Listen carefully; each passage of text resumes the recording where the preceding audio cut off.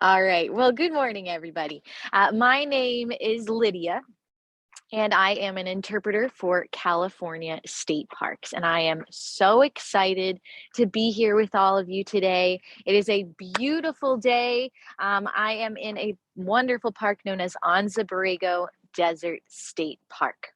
And Anza-Borrego is this magnificent desert down here in sunny Southern California. I will share with you all a map really quickly so that you can see just where I am. And maybe you'll be able to find your county on this map here as well, and see just maybe how close or how far away we are from each other. So Anza-Borrego is way down here at the southern end of the state. That's not a terrible drawing. It is our biggest park in California. So that is pretty maybe accurate to the size. Maybe it's a little bit of an exaggeration, but we span 3 different counties: San Diego County, Riverside County, and Imperial County. And because this is such a big park, that means that there is so much here to explore and here to discover. So how many of you have ever been to a desert before? Maybe you've never been to a desert, but maybe you have learned about a desert in school or maybe on TV, maybe in books. I want us to brainstorm right now. What are some things that we know about deserts? So if you're in your classroom, share it with each other. What are some things that you know about deserts? Try and think of 3 things.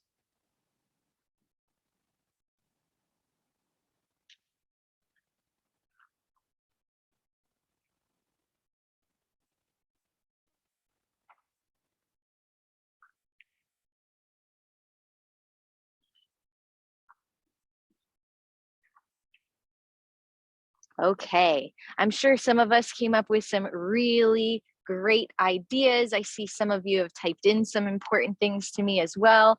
Maybe you know that deserts are really dry places.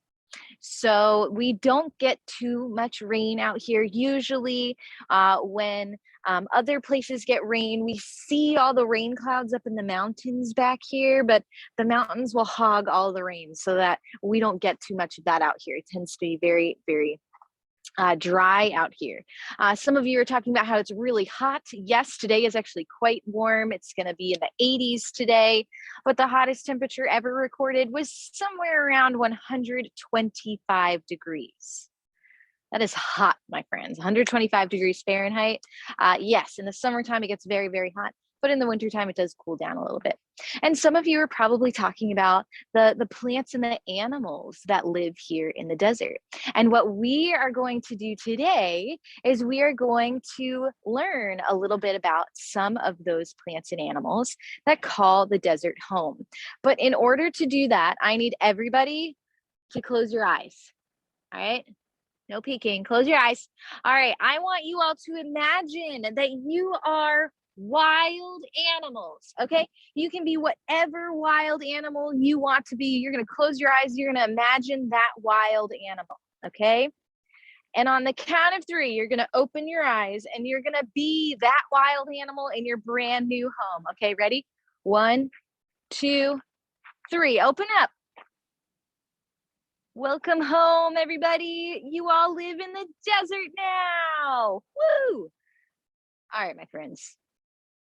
Were all of you thinking of desert animals? I'm sure some of you are thinking maybe a little bit more tropical paradise might have been, a little bit more of what you wanted to do. Maybe some of you were ocean animals. Maybe, you lived in a rainforest. Whatever animal you picked, that is okay. But I want us to think, as that animal, what do you think might be some challenges that you would face surviving in the desert? I don't care if you were a whale or a walrus, whatever animal you picked, what is a challenge that you would face living in the desert? I'll give us some time to think about some challenges.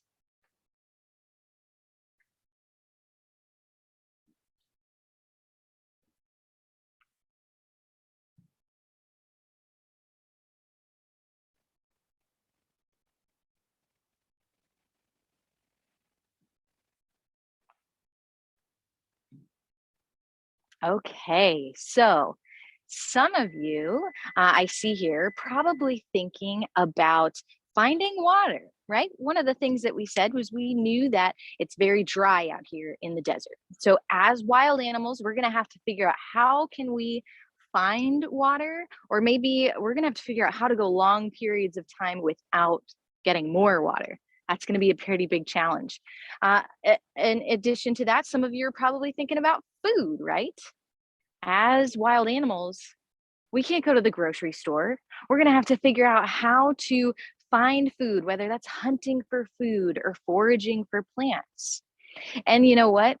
If we are out here looking for food, there's probably going to be a lot of other animals out here looking for food.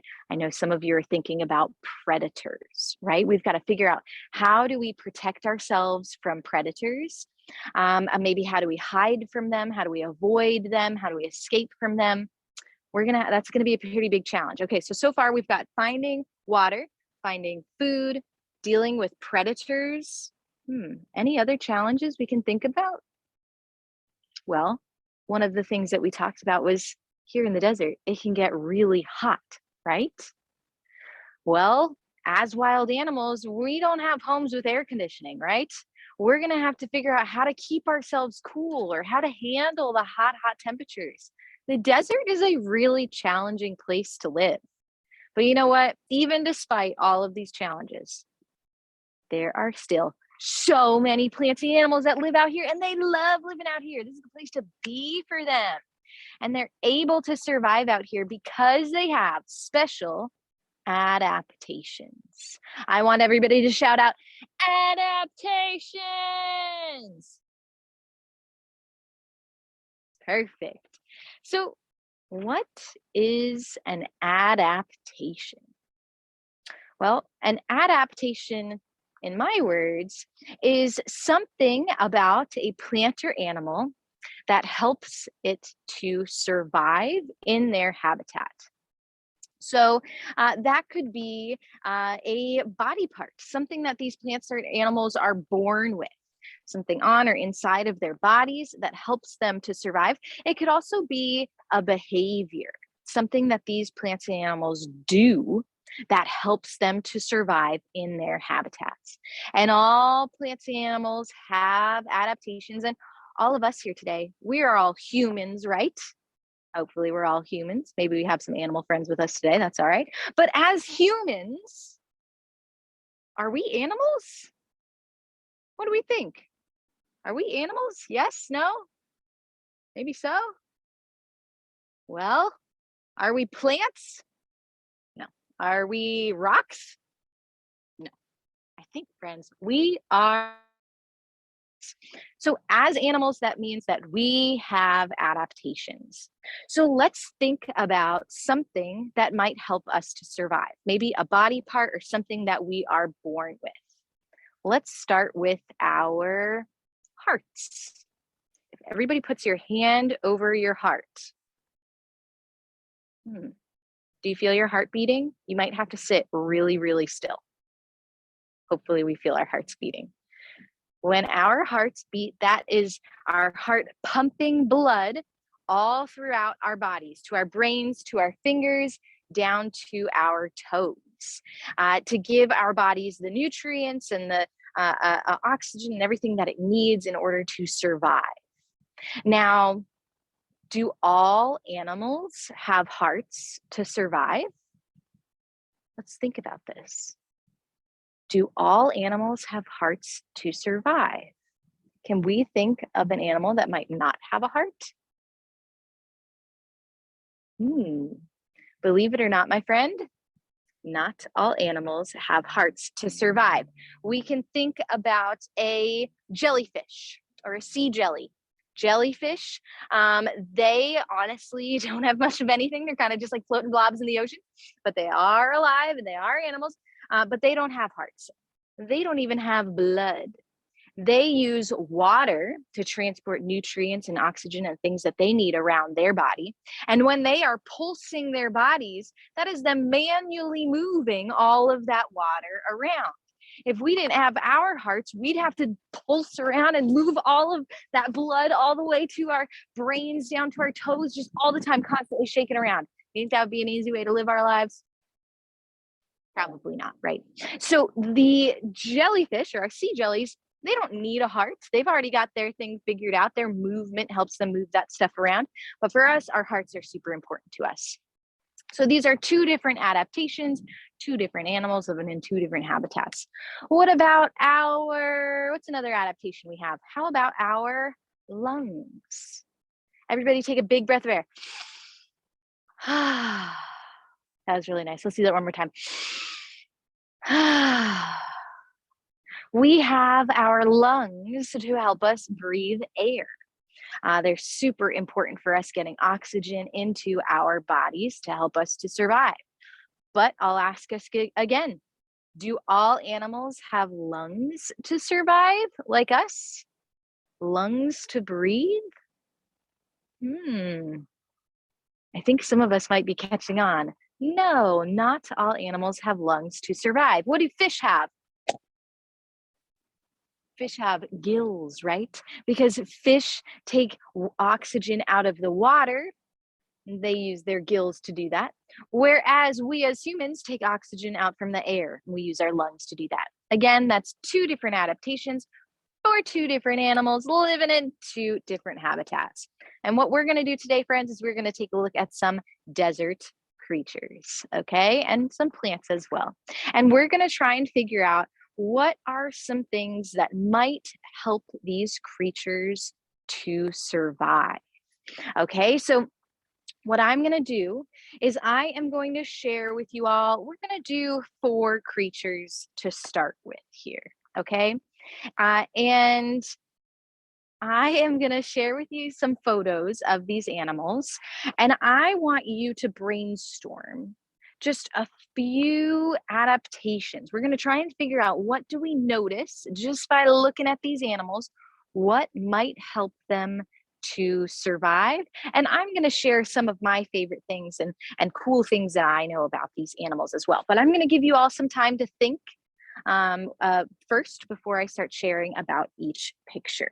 Okay, so let me pull up 4 animals. My friends, it is so hard to pick 4 animals because so many cool animals live here in the desert, but we'll start with 4, okay? So let's take a look at this first creature here. Does anybody recognize this animal? This is a jackrabbit. So take some time to think about, well, what do we notice about this jackrabbit here that might help it survive in the desert?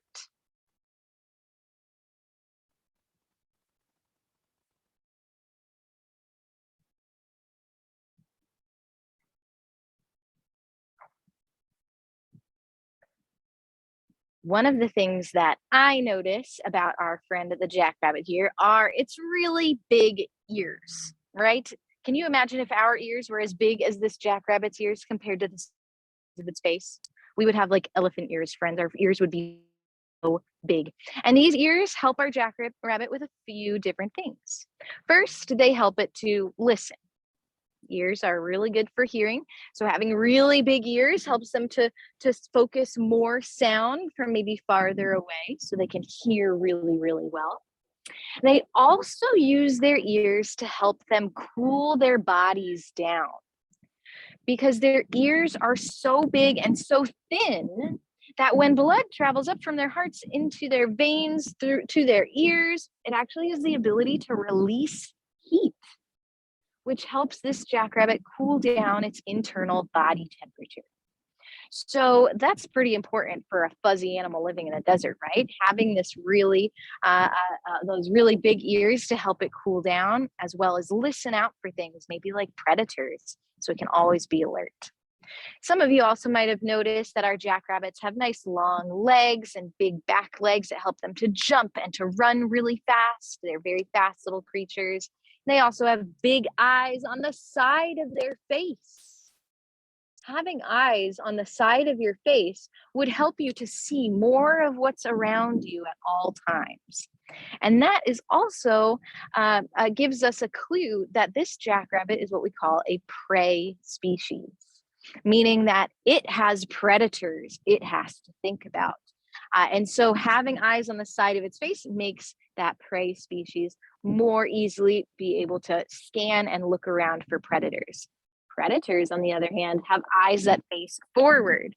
So, what does that mean for us? Are we a predator or are we a prey? Eyes face forwards, that means we are a predator. And so let's take a look at a desert predator. Does anybody know what this creature is? This is a coyote. And what do we know or what do we notice about this coyote that might help it to survive in the desert? Again, I'm going to give you all a couple seconds to think about it and brainstorm.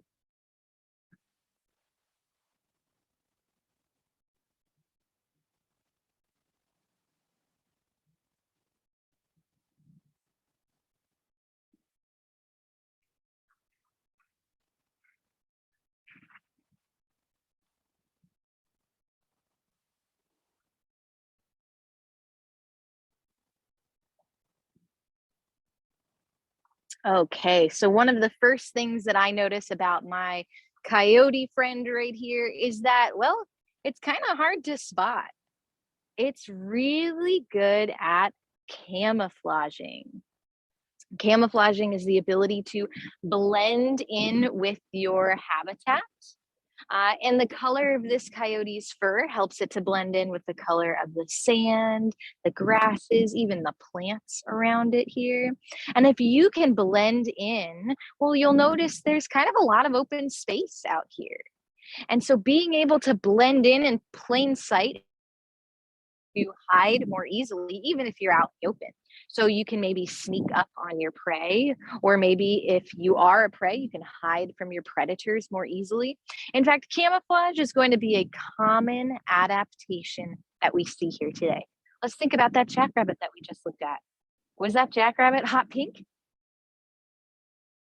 No, the jackrabbit wasn't hot pink. The jackrabbit was also kind of a sandy color. So camouflage is going to be a pretty common thing we see here today. Now, I also noticed that our coyote here kind of looks like it's going low to the ground. Maybe it's sniffing something. Coyotes have a great sense of smell.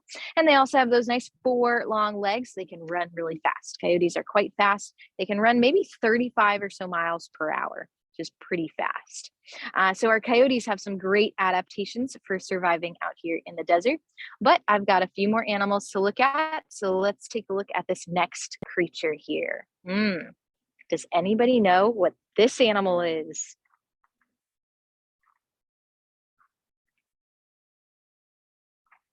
This is a road runner. So this is a really cool type of bird known as a road runner. And road runners, well, some of you might have heard of them before. Some of you maybe have never heard of them. But just by looking at this road runner here, what might we notice about it? What might be an adaptation we think this road runner could have that will help it to survive here in the desert? I'll give you some time to think.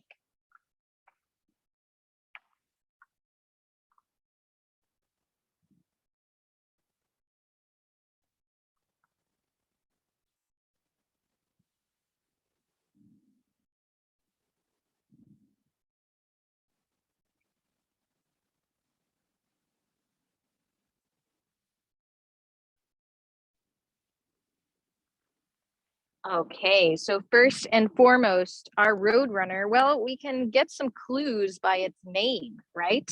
Roadrunners are known for their ability to run. They can run really fast. They've got these 2 nice long legs here that help them to sprint quickly across the desert floor. They are known to be able to run maybe 15 to 17 miles per hour, so not really as fast as a coyote, but they are quite fast for a smaller bird.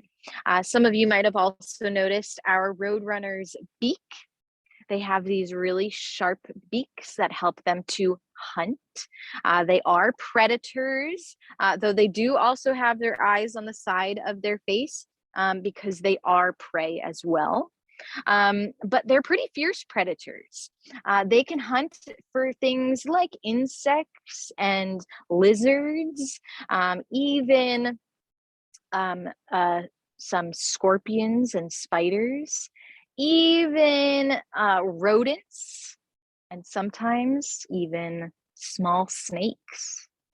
So roadrunners are pretty fierce predators, but they've got that nice sharp beak and their ability to run really quickly to maybe chase after those predators, but also, or chase after those prey, but also escape from bigger predators, like maybe bigger birds or owls or hawks or rattlesnakes, things like that. All right, friends, we have one more creature. Actually, before I show you this one more creature, I'm going to show you our roadrunner in action. So you'll really be able to see here, they can duck down, make their bodies more streamlined like a torpedo that can sprint across the desert floor. And you'll also notice they've got this nice long tail here. That tail helps them to really keep themselves balanced, as well as helps them as they're running at high speeds, helps them to turn and to move their bodies more easily. So when they're running really quickly and they need to make a sharp turn, they'll stay balanced and they'll be able to do that with their tail helping them. All right, so this is going to be our last animal for right now, my friends. What is this creature? All right, this is a scorpion. And what do we know, or what do we notice about our friend the scorpion that might help it to survive? I'll give you again a couple seconds to think about it.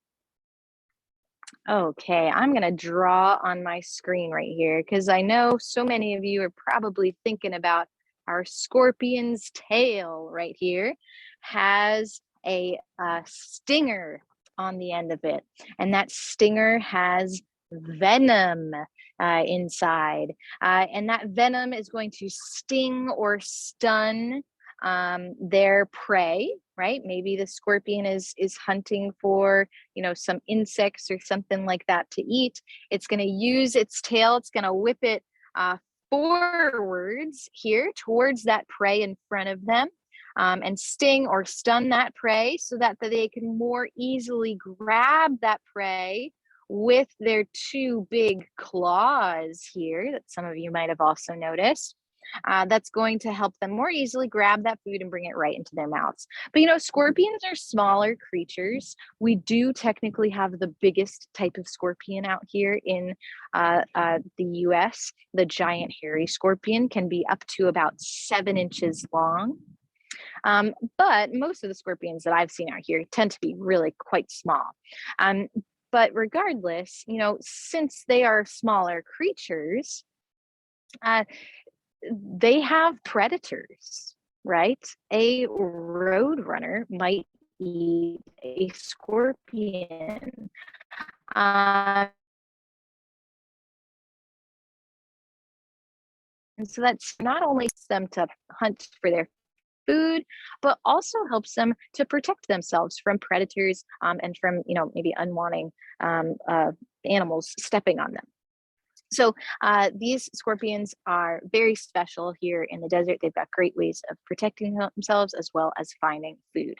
But I want to switch it up a little bit, my friends, because we've talked a lot about some of the animals that live out here. And I want to talk to you all about some plants too, right? Because there are, believe it or not, a lot of plants that live out here in the desert. In fact, the desert down here is one of the most biodiverse ecosystems. And biodiverse is a big word, but it means that there are a lot of different types of plants and animals that live here.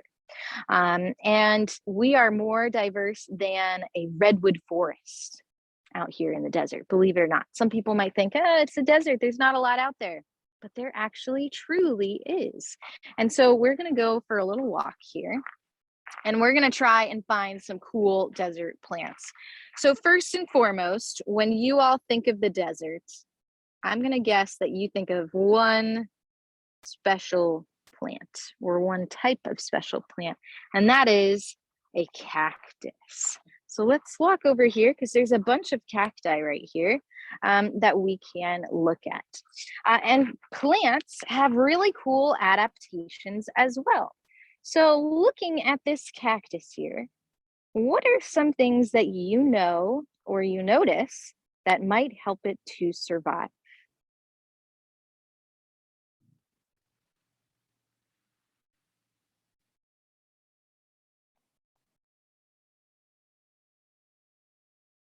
One of the things that I notice, if I zoom in here, is that this cacti has a lot of spikes all over it. They are very spiky and they're very sharp. And these spikes are actually really important to the cactus because it helps it to protect itself. If you are a plant out here in the desert, well, there are a lot of animals that eat plants. And so you're going to have to figure out how to protect yourself. And our cactus has got these spikes all over it. Because if we were, say, jackrabbits hopping around in the desert out here, do we think that jackrabbits could use maybe forks and knives to cut up all these spikes and spines and cut it off so they can eat it? No, right? Jackrabbits can't use forks and knives. Could they use scissors? Maybe cut up all those spikes and spines? No, they can't use scissors. So these animals aren't necessarily going to be able to eat the cactus if it's protected by these spikes. But there's also some other adaptations we can think about. This other cactus that I'm standing in front of right now, this is called a barrel cactus. Barrel cactus are especially good at soaking up water to store inside of their big barrel right here, so that they can go long periods of time without needing more water. Now, all plants need sunshine, which we've got a lot of out here, and water to survive. And well, we don't have that much water out here, right? And so these cacti, anytime it rains, on the rare occasion that it does rain, anytime it rains, they're going to soak up as much water as possible. And then they're going to store that and time so they can go for longer periods of time without needing more water. Some plants need water all the time. Every day they need tons and tons of water. Those plants probably aren't going to do too well living in a desert. But a cactus is perfectly suited for living out here in the desert because they can hold on to that water and store it. Now, if you are a plant that has water stored inside of you, friends, there are going to be way more animals that want to eat you, right?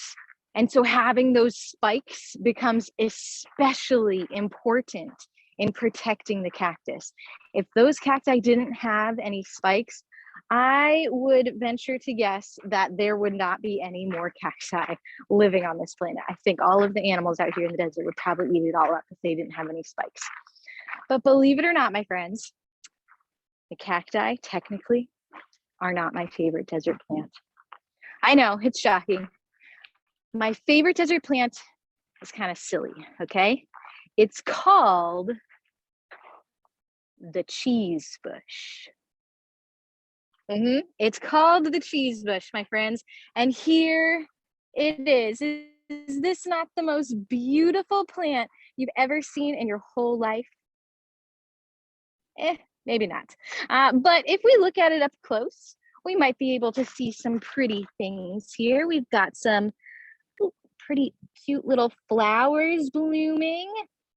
We've gotten some rains recently, so this cheese bush right here is very, very happy. But all right, my friends, cheese bush. Let's see. Do we think that cheese grows on this bush? Yes or no? Does cheese grow on this plant right here? No, my friends, cheese does not grow on the cheese bush The cheese bush, or cheese comes from animal products. It comes from milk. It does not come from plants. Excuse me, got a truck driving by me right now. But it's still called the cheese bush. It's kind of interesting, right? I'm going to give you all one guess. All right. What do you all think the cheese bush smells like? The cheese bush smells like stinky, gross cheese. Do y'all dare me to smell it? I'm going to smell it for you all. What I'm going to do is I'm going to take my fingers. I'm going to rub my fingers against some of these leaves down here. I'm going to, oh, big whiff. All right, my friends, it smells stinky. It smells bad. Okay, all right. Well, that's kind of interesting, right? Do you all want to smell like stinky cheese? I don't want to smell like stinky cheese. But let's think about this. Do any of us have any ideas? Why would the cheese bush want to smell stinky? Would that be helpful? Well, if we are a plant out here in the desert, and there are lots of herbivores, of plant eaters living out here, we're gonna have to figure out a way to protect ourselves, right? And if you smell really stinky, hopefully nobody's gonna wanna eat you, right? So the way that these plants smell is an adaptation for survival. Now, there are some plants that do it the opposite. Some plants smell really, really good so that they can attract pollinators. But our cheese bush smells really stinky, so hopefully not as many animals will want to eat it. So there are so many cool plants that live out here in the desert, all with very unique adaptations. But my friends, I have one more creature that I want to share with you all today. And this creature lives out here on the mountain sides. They are really good at climbing, which makes living on a mountainside a pretty good place to live out here in the desert. They are also really good at camouflaging, which makes them very tricky to spot. So I am going to share with you a photo of some of these creatures, and I've got a challenge for you all today, okay? I'm going to show you a photo, and I want to see, first of all, if we can figure out what these animals are. And then I want to see how many of these creatures can you spot in this photo? And then we'll talk about some more of their adaptations, okay? So again, I'm gonna rotate my camera here so I can share these photos with you all. And we will see what we can discover. All right, so my friends, what are these creatures? And how many can we spot? I'll give you all some time.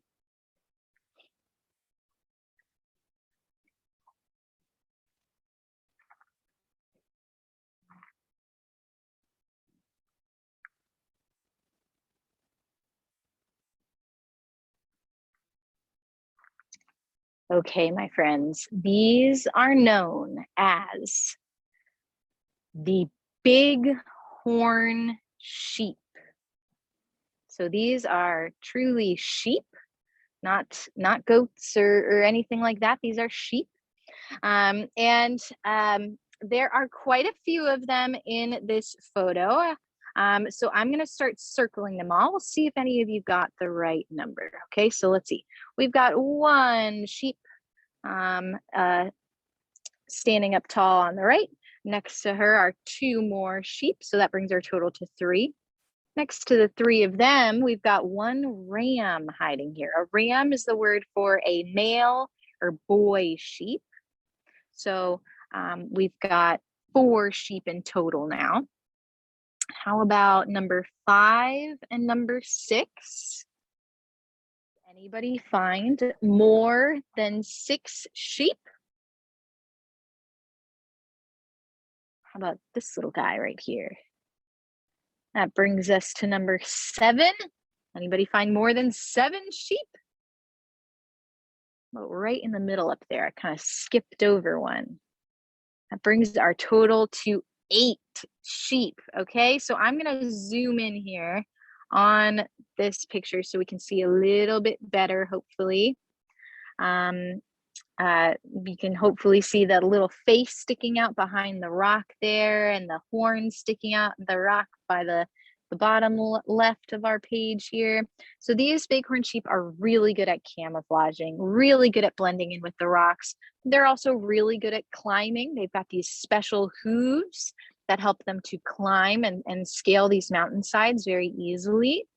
But of course, they are known for their big horns. So this right here is one of those rams that have these really, really big horns.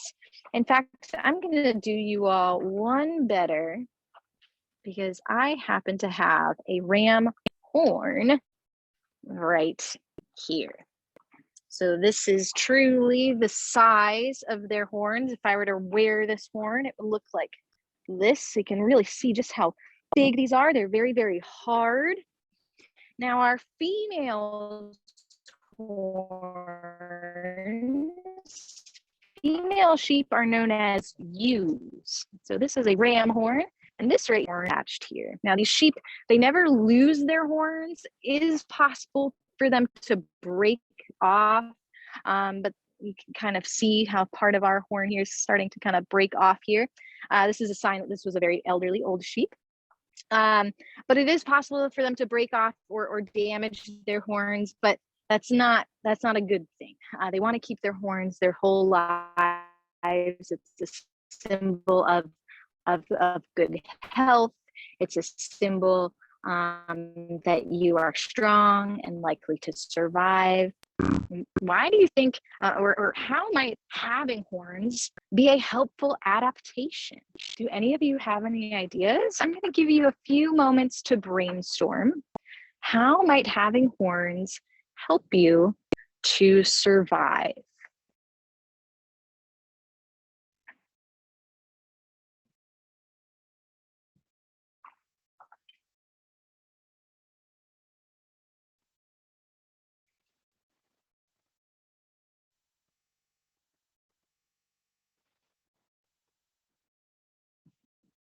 So I can think of a few different reasons, and I'm hoping some of these reasons might match up with what you were thinking.